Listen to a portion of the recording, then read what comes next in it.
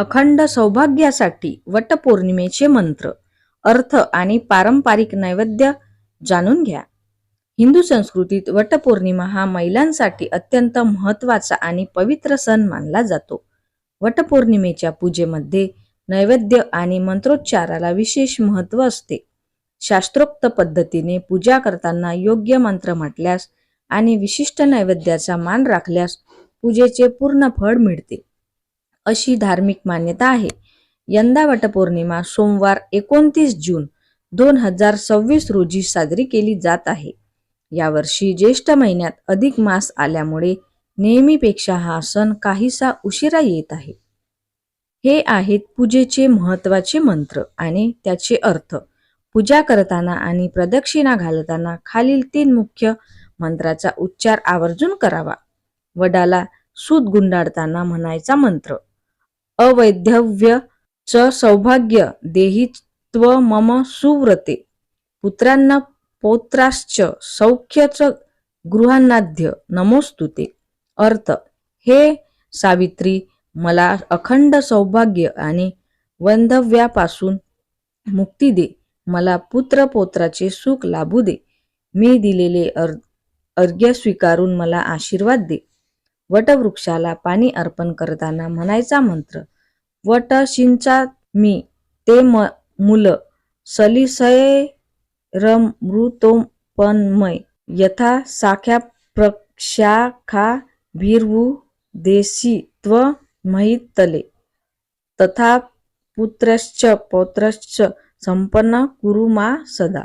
अर्थ, हे वटवृक्षा, मी तुझ्या मुळांना अमृततुल्य पाण्याने सिंचन करत आहे.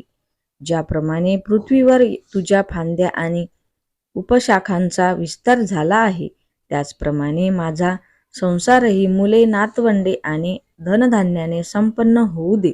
पूजेच्या शेवटी वडाला नमस्कार करताना म्हणायचा मंत्र, सावित्री ब्रह्मवादिनी सर्वदा प्रिय भाषिणी, तेन सत्यनमा पाही दुःख संसार सागरात. अर्थ, ब्रह्मवादिनी आणि नेहमी गोड बोलणाऱ्या हे माता सावित्री, तुझ्या त्या सत्य आणि पातिव्रत्याच्या बळाने माझे या दुःखमयी संसार सागरातून रक्षण कर. जाणून घ्या वटपौर्णिमेचा विशेष नैवेद्य. वटपौर्णिमेच्या पूजेसाठी गूळ, खोबरं, पंचामृत आणि आंबे यांचा मुख्य नैवेद्य दाखवला जातो. ऋतुमानानुसार उपलब्ध असणारी फळे वडाला अर्पण करण्याची पद्धत आहे. पारंपरिक नैवेद्य. वटवृक्षाची पूजा करताना देवाला आणि वडाला गूळ, खोबरे, आंबे आणि दूध साखरेचा नैवेद्य प्रामुख्याने दाखवावा. या दिवशी सुवासिनी स्त्रिया घरात साग्रसंगीत जेवण तयार करतात, ज्यामध्ये प्रामुख्याने पुरणपोळी किंवा सुक्या मेव्याच्या खिरीचा नैवेद्य केला जातो. फळाचा मान. या सणात आंब्याला मानाचे स्थान आहे. पूजेनंतर 5 सुवासिनींची आंबे आणि गव्हाने ओटी भरण्याची प्रथा आहे. तसेच उपलब्धतेनुसार 5 प्रकारची ऋतुफळे जसे की केळी, सफरचंद, संत्री किंवा मोसंबी, चिकू, जांभूळ किंवा फणस पूजेच्या थाळीत किंवा वडाच्या मुळाशी ठेवून नैवेद्य दाखवला जातो. तर माझा व्हिडिओ तुम्हाला कसा वाटला ते कमेंटमध्ये नक्की सांगा. माझ्या व्हिडिओला लाईक करा आणि माझ्या चॅनलला सबस्क्राईब करा. धन्यवाद.